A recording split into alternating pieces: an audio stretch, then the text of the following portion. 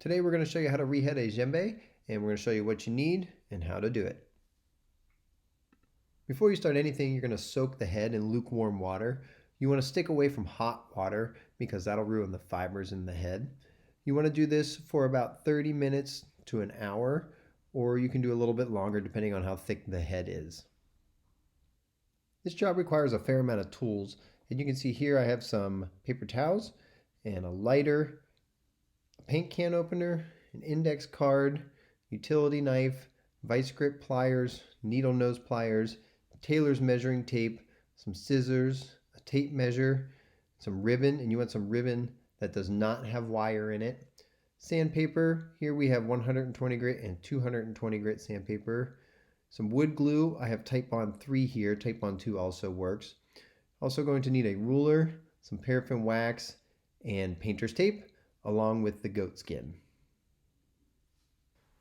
You'll also need a rubber mallet, a container to put some liquids in, a glove, boiled linseed oil, mineral spirits, and polyester rope. I've also made a pulling station for myself, and this was just made out of iron bars and some wood. I can show you how to make one of these if you want to, but we also have ways to do this without a pulling station, and we have another version of a pulling station as well. The first thing you want to do is you want to check for any cracks or chips in the wood. You want to make sure that this bearing edge is smooth, and if it's not, we can work on that later. You also want to check the inside of the drum for any cracks. We can fill those in later as well. And you also want to check the shell on the outside for any kind of cracks to see if we need to repair those. You can also look at the bottom of the shell, and here on this one you can see a chip has been taken out. The customer did not want us to fix this because this was a student model drum, but you can check to see what's there, any cracks, and we can fill those in as needed. For small cracks in the shell, we can fill it with wood glue and cover it with some shavings. So the first thing you're going to do is try to find a spot on the bottom of the drum that sort of matches the color where the crack is, and you're going to sand it down to create some shavings. And then you're going to take wood glue and fill in the crack, and then take that shaving and just rub it over the wood glue to try to match that coloring and wipe up any excess glue. Bearing edges are very important on these drums, so you want to check to make sure that there's a smooth rounded edge and that it's flat across the top. Another way to check the flatness is to lay it on a flat surface, and you're going to see if you can see any light underneath the shell as you turn it. Now this bearing edge has been redone, so it is flat, but if you need to redo it, you can level it out on 60 grit sandpaper, like lay it flat on the table and spin it. Next, we're going to put some protectant on the shell. We're going to use 2 parts mineral spirits to 1 part boiled linseed oil, and you put it in your container, and make sure you wear a glove for this. And then you can use a paper towel or any kind of sponge, dip it in and just lightly coat the outside. Make sure you get down into all the cracks and do the shell as well and the bearing edge. You can also do the inside of the shell, and this will help just keep moisture out of the drum and protect the entire shell. Next, we need to coat the bearing edge with something that'll let the head slide over top of it. And here we're just going to use paraffin wax, which you can get at any craft store. It's like for making candles. And you're just going to take this paraffin wax and rub it along the bearing edge. Make sure to coat all the way around. Next, you're going to check the condition of the rope around the ring. Most of the drums that we get have this thin rope on them that doesn't hold up very well. The rope we use is actually thicker polyester rope, which is woven and is a lot stronger. So if the old rope is on the ring but it's holding well, it's okay to leave it on there, but we can also replace that and make it with the polyester rope. If you do end up replacing the rope, it's good to check the ribbon on the ring as well. This ribbon helps to keep the rope from fraying faster. And to replace this ribbon, you're just going to take it and hold it at the starting position and wrap it around. And you can stretch this ribbon so it doesn't bunch up. I also found that if you put some tape at the beginning of it, it frees up your second hand to use for wrapping. You don't want to put a ton of ribbon around this, so I try to do a small layer as I go and just stretch that ribbon as far as I can. Again, you want to use ribbon that does not have wire in it because it'll form to the ring much better. When you do this, you want to make sure that you cut enough ribbon off that you have a lot of excess at the end, which makes tying it off a lot easier. You can see here that I did not do that, which made this a little bit more difficult, but all you have to do is wrap it around itself and feed it through itself to tie it off.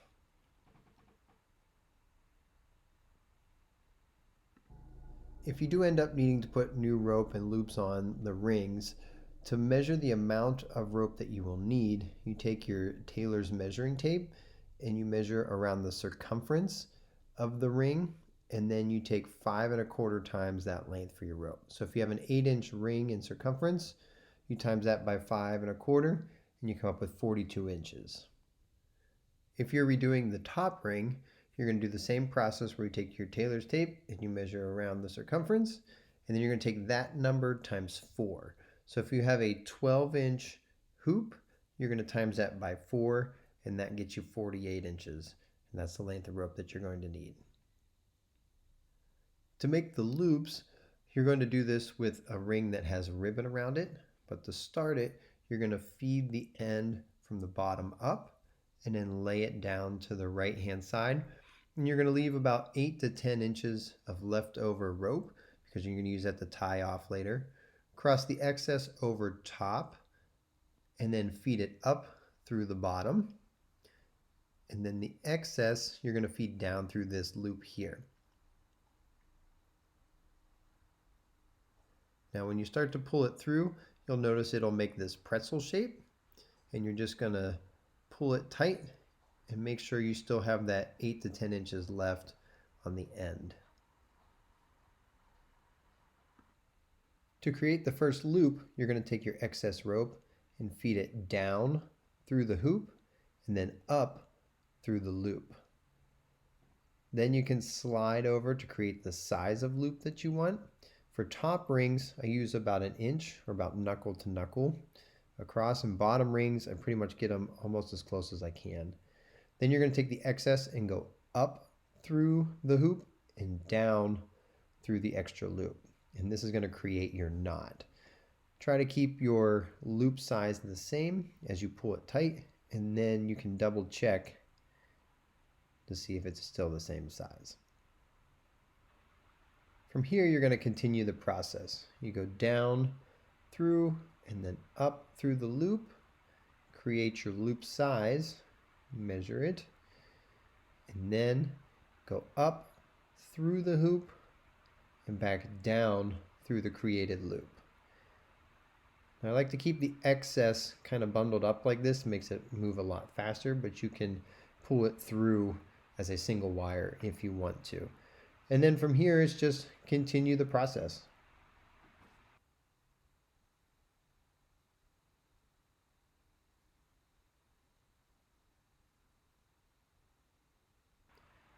When you get to the end, you're going to leave some space for one last loop, and you're also going to leave this knot a little loose. Take the excess from the beginning and feed it up through the middle, and then you're going to wrap it around and follow the rope. So you go around the outside, over the top, back up through, and then come down through the middle. As you're tightening this up, you want to make sure the loops are staying in the same spot. You're not pushing to one side or the other. And you make sure that the rope doesn't cross over itself. You want it to look clean and together. And then you just pull it tight. Before you go any farther, check to make sure you have the same amount of loops on the bottom ring as you do the top ring. You want to have at least 23 loops going around. This one I've put them really close together because I wanted to have extra verticals, and I have about 30 or 31 on here. Those extra verticals are going to give me more tuning power as I go around, but as long as you have 23, you should be in good shape. To finish this process, you're going to cut the rope down so you don't have a lot of excess hanging out, and then you're going to burn the ends together, or you could do them individually. So all you do is cut and then take your lighter and use the flame on the open ends. And this is just going to keep the rope from fraying too much. And then after you've got them nice and hot, you can take that index card and kind of pull it down and twist it around to get the wax on the rope to adhere together. You don't want to use your fingers for this right away because it gets way too hot.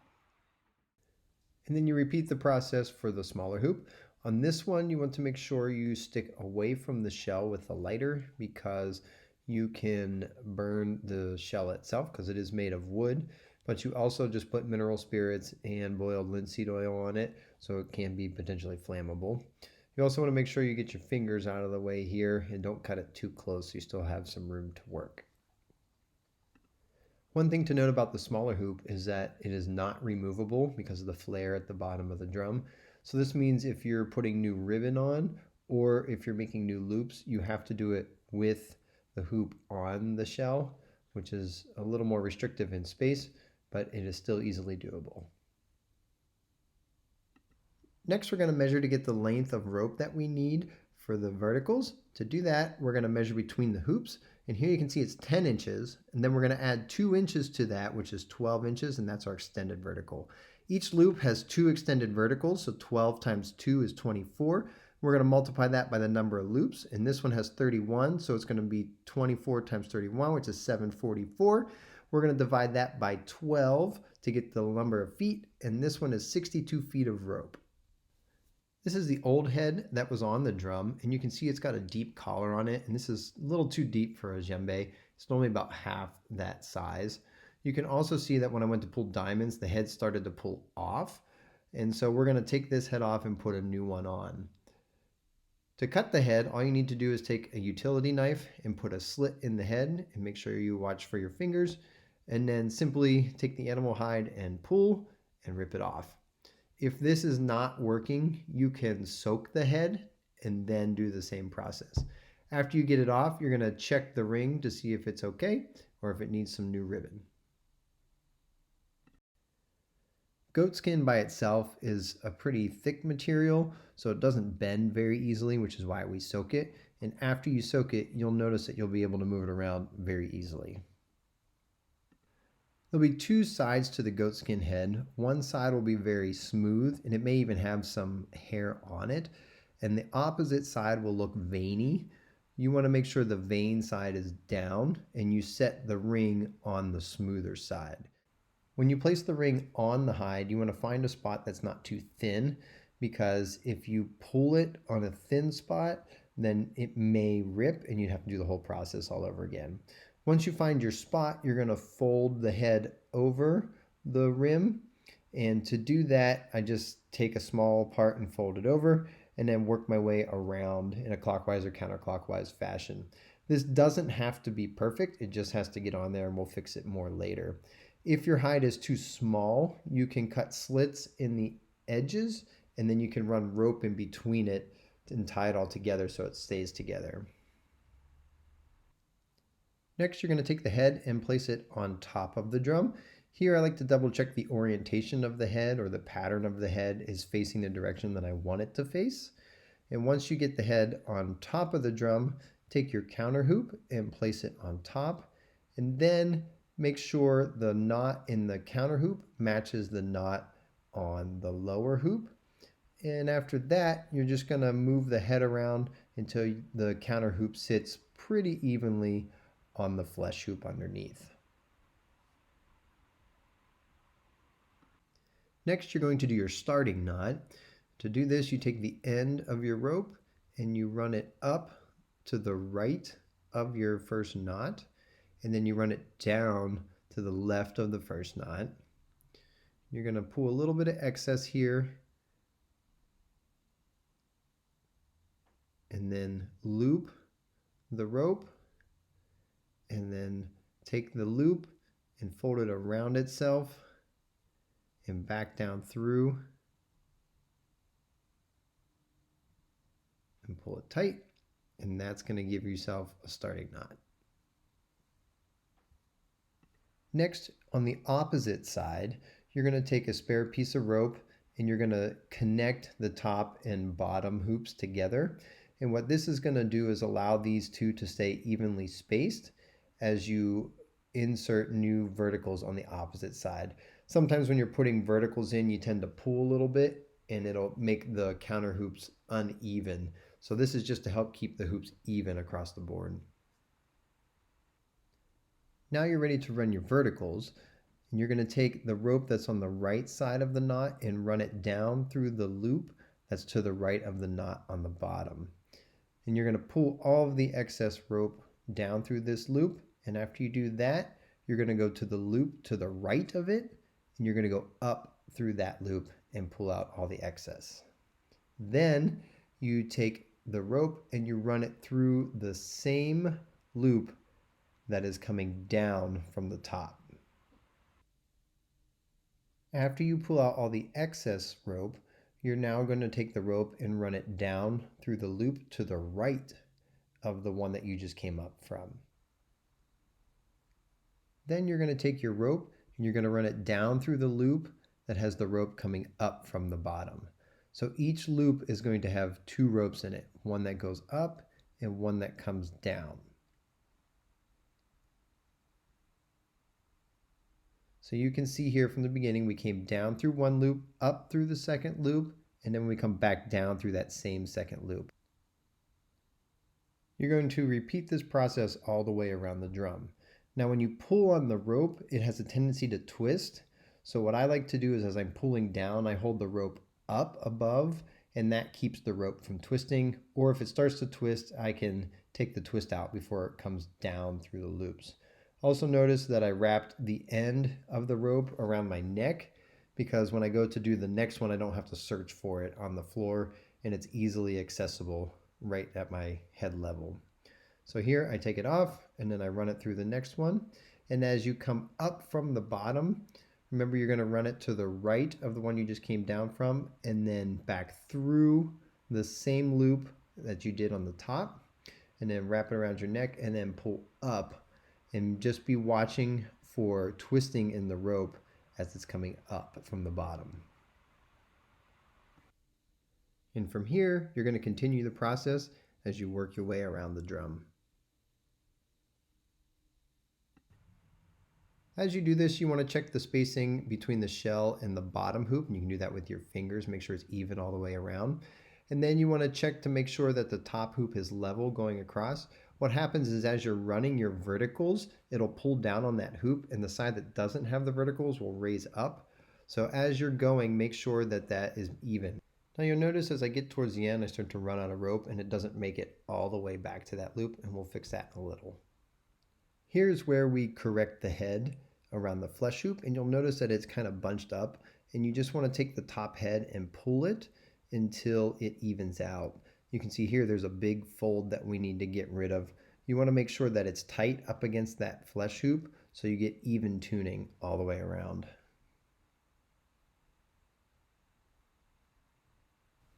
Also notice that now my head is not level. You can see the bearing edge over here versus the other side. So this is a great time to correct this. And all you're going to do to correct that is just use your strength and put it in its right place. And then as we tighten the verticals, it'll kind of keep everything locked in place. This is a great time to make sure that everything is level. To gain rope at the end so you can make it to the loop, you're going to start tightening down these verticals, but you don't want to do it too tight yet. So after making sure everything's level, you're just going to pull down on each vertical and barely tighten it down. You don't want to do any kind of force pulling it down. You're really just taking the slack out of each line. You're going to do this all the way around the drum, and you'll notice when you get to the other end, you should have enough to reach that loop. Notice that as I'm taking the slack out of these verticals, that the rope is running in front of the knots that create the loops. Every time you go around the drum and tighten these verticals, you're always checking to make sure that it is level going across and that you don't have folds in the animal hide over the flesh hoop. As you tighten this down, you'll have less and less room to wiggle. So you want to make sure that this is set before you really get to the hard pulls later. As I'm taking slack out of the line, I take the opportunity to tighten up the bottom hoop and then just make sure you check the spacing between the shell and the bottom hoop. Now that we've taken all the slack out of the line, you see I have plenty of rope left to come down through the next loop and then up through the following one and back to my starting knot. When you get back to the starting knot, you're simply going to take the rope and run it through the loop and then tie it off. This doesn't have to be anything permanent right now because we're going to redo it at the end. Now that we've got it tied off, we can check our animal hide to make sure all the wrinkles are out. And you can pull pretty hard on this because everything's pretty much set. This is also a great time to unfold the top and check the pattern of the head, making sure that it's the way you want it to go and that the counter hoop is flat. You can also check to see if the tension is pretty much the same around the head, and you can pull on the hide here to make sure it's pulled all the way that it can go. And you can also use this to set your counter hoop height. From here, it's not going to move, so you want to make sure it's right. And I can't stress this enough, but make sure everything is level and it is pulled tight. After this, you don't have any opportunities to redo this. And if you need to redo it, you've got to take it all apart and do it again. Also notice that the head is still a little bit flexible here. Now we're moving on to what we call the wet pull. And the idea behind the wet pull is that you are setting the height of the counter hoop as compared to the bearing edge. And your ultimate goal is to set this about 3/4 of an inch down below the bearing edge, but you're not going to get there right away. You're going to do a couple pulls all the way around to do this. So to make this happen, you take a pair of vice grip pliers and you put it at the top of the loop where the rope comes through the loop, and then you're going to pull down on the vertical that runs down the right hand side. Now you can do this by hand first all the way around. You can see I'm using my pulling station here and tightening it down a little bit. You don't want to do too much just yet because you're just starting to pull it and you're going to go around it a couple times. When you pull it down, you move over the vice grips and then you just continue this process all the way around. Again, you can do this by hand at first, or you can use a drumstick and kind of stick it behind the rope and pull down on it. There's also another contraption where you can take 2 pieces of wood and put a hinge on the middle of it and tie a rope with a cleat to the top one and then secure the bottom one to a chair or something, and then you can use it as a lever to pull down. If you're using this kind of hook cleat, you take the rope underneath and then wrap it around itself and then hook it over the top and pull it tight. And this will give you a nice secure loop. Now this is a close-up of what we're doing, so you can see you go under the cleat, you loop it and put it back on top, and then you're going to pull down on the vertical just a little bit, and then with the tension still on it, you move the vice grips over and repeat the process. You're going to continue doing this all the way around the drum until you've completed one loop around, and then check the height of the counter hoop compared to the bearing edge. You're probably going to have to go around a second time and maybe a third time as well, and each time you're going to pull stronger and stronger until you get that distance down from the bearing edge. As you go around each time, you want to make sure you're pulling the same amount so that that counter hoop is staying level as you go around, because if not, you've got to fix it later, and the more times you go around, the harder it is to fix. So really try to get that counter hoop level the first time around. After you've gone around a few times and you think your counter hoop is at the correct level, then you're going to measure the distance from the bearing edge down to the counter hoop.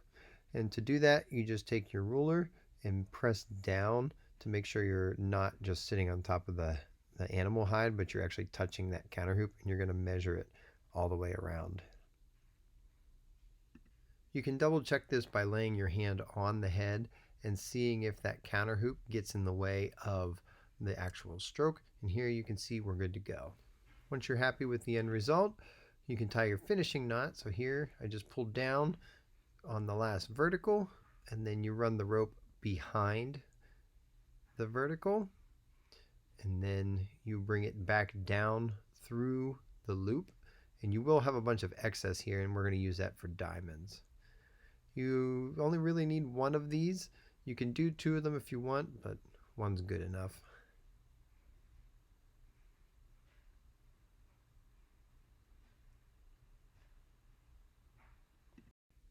Next, you're going to run the rope through any point that you can find along the bottom hoop. And the reason why we do this is you need an anchor point when you go to run your diamonds, and this is the easiest access point to that. Now, if you're feeling very confident in your wet pull, you can see that now we have a bunch of excess animal hide to get rid of, and we're going to take our utility knife to cut this.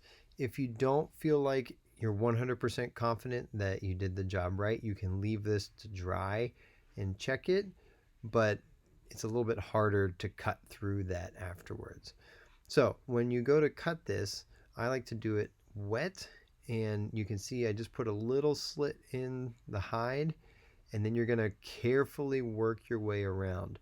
I like to cut from the outside in, but you definitely run the risk of slicing the head along the bearing edge. So you have to be super careful and not push very hard on this. It is a wet head, so it will tear pretty easily. But again, you don't want to push hard here because you don't want to get into the head along the bearing edge, because then you have to redo the entire drum. To help with this, I actually pull up on the animal hide with my left hand as I just barely touch the animal hide with the knife in the right hand. This is a brand new knife blade, so it's cutting very easily. If you're not comfortable cutting in towards the head, you can cut away from the head. And same idea here. You're going to use your left hand to pull the hide away from you. And then you're just going to take the knife in your right hand and just barely cut along. You can see I just make tiny little strokes here. And make sure you don't push too hard, because you don't want to cut into the rope on the counter hoop. Here you can see the completed process, and everything is smooth and cut. And this is what it sounds like. So it's not super high and it's not too low. You want to give the drum one final look over to make sure everything is done correctly, and then we're going to let this head dry for 2 or 3 days. Or you can stick it in a room with a dehumidifier, or you can put a fan blowing on the head. You want to make sure that you lay it on its side so you get air coming up through the bottom as well. Here's what the drum sounds like after drying. It's higher in pitch, but it still needs to go higher. Raise the pitch, we're going to use diamonds, and the diamonds are going to pull either both sides of the loop together or one side of the loop to the other side of another loop. We're going to start our process by taking the rope from our anchor point, and we're going to run it to the inside of these 2 loops. And to start this, you're going to take your rope and you're going to run it behind the inside of one and come out the inside of the other, and then come back over the top of the right side and go under the left side. So again, these are the 2 that we're going to pull together, and we're going to go behind both of them, and then we're going to bring the rope through, and you want to do this at the top because it's easier to do, and then pull the rope down to the bottom, and then take your rope over the one on the right and go under the one on the left. Pull your excess rope through, and then you can pull it and you'll see these ropes twist, and this is what's going to create our diamond. So you can see that we're just pulling the 2 sides together, and then that's going to pull the counter hoop down, and then we're going to do the same process for the next 2 loops. So we're going to go under the 2, come back up through the middle, pull some of our excess through, pull it all the way down to the bottom, and then we're going to take our rope and run it in between the 2 sides, under the one on the left side and pull it through. Be careful you don't bunch the rope up here, and then pull it tight, and then it'll make those ropes cross. And you want to make sure as you go around and do this that you're doing them all at the same level, and we're going to continue this around the drum. I've also found that you have trouble getting the rope behind the vertical. You can use a paint can opener to help move that rope underneath the verticals. Now you should be able to do all this by hand so far, but when you get back to your starting knot, when you go to do this pull, it might get a lot harder. And so I'll show you a trick to get started on here. But remember, you're going to go under the two sides. Make sure you feed the rope under the knot. Pull it down to the bottom, get it nice and tight. And then you're going to go over the one on the right and then under the one on the left. And it's easier to do this at the top because there's more space to get your fingers in there. You're going to pull it tight, and here's where, if it doesn't go by hand, you can take a mallet and wrap the rope around it 2 or 3 times, and then use your hands to pull while holding on to the drum, and that will help you pull the two sides together. And then try to untwist these the best that you can. This one was pretty easy, but sometimes this can be quite the challenge.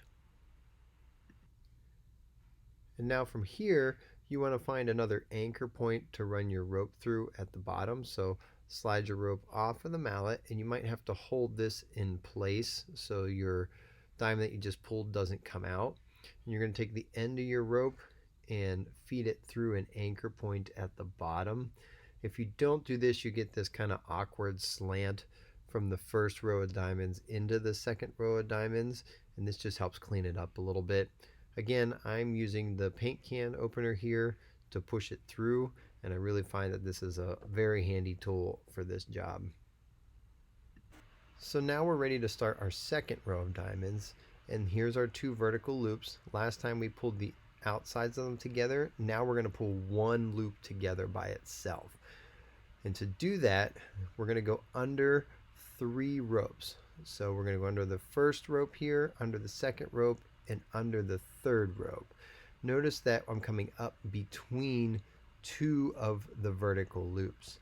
Also notice that the paint can opener helps a lot here. Sometimes you'll get a really tight space to get this through, and that paint can opener really helps you feed that line through because it's a thick rope. So once you get it through, you're going to pull it till all the slack is out of it. You can see it goes under 3 loops, 1, 2, 3. Pull it down. You notice there's some space in between the first row and the second row. And then you're going to take the rope over rope 3 and then under rope 2 and bring it up through rope 2 and 1. And then pull it tight. Now I do this by hand here, but more than likely you're going to have to use the mallet with the rope wrapped around it. And then you're going to continue this process. But you're only going to go under 2 of the ropes. So you're going to go under the left side of the loop, and then you're going to come up the right side of the loop. You see I pull the slack out here, and I have to go under the second loop. Okay, so I take it under the second side. Again, trusty paint can opener to help feed it through. And then we pull it tight, and we go through the same process. So the first one you do, you go under 3 ropes, and the second one you do, you go under 2 ropes. Pull it down to the bottom. Then it's the same process we've done before. Go over 1 rope, and then come up the second rope, and continue the process all the way around the drum. Now, more than likely, this is going to be too hard to do by hand, so you're going to need the assist of the mallet here. So we like to wrap the rope around the mallet, place your feet on the drum, and then give it a good pull. This is a pretty good workout, especially the more times around you go. So take your time with this and just give yourself some breaks as you go. This is also why I built the pulling station, because this makes this job so much easier. And here's a quick shot of using the pulling station. This is more to convince you to build some kind of pulling station. if you're doing a lot of these because it just makes life so much easier. You can't really tell on this video how tough it was to pull the diamonds by hand, but once you start doing it, you'll start to see that this pulling station is super helpful. Now, more than likely, your drum is only going to need 2 rows of diamonds, if it even needs that. But you want to make sure you finish the diamonds all the way around. It's going to get hard towards the end of that second round, but you want to continue all the way to the end so you have an even sound all the way around the drum. Now, you may be thinking to yourself that this head is going to break as you pull this tighter towards the end of the second row of diamonds, but just realize goat skins can take quite amount of stretch to them before they actually break. More than likely, you're only going to need to do 2 rounds of diamonds and then you can tie it off. And to tie it off, you just wrap the rope around a loop and then bring the rope back up through, creating a separate loop. And then you can make a little handle by just continuing this process of loop through loop through loop. When you get to the top, you want to run the rope through the last loop, which will lock it in place, and then run the rope down through one of the loops at the top. Leave a little bit of space, wrap the rope around once, again leave some extra slack, wrap it around twice, leaving some extra slack, and then feed the rope down through that extra slack, and this will give you a nice tight knot that's not going to slip.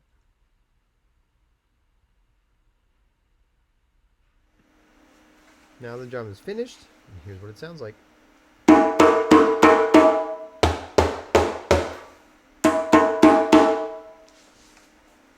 And then here's an example of a larger shelled drum, which actually was a little bit higher in pitch.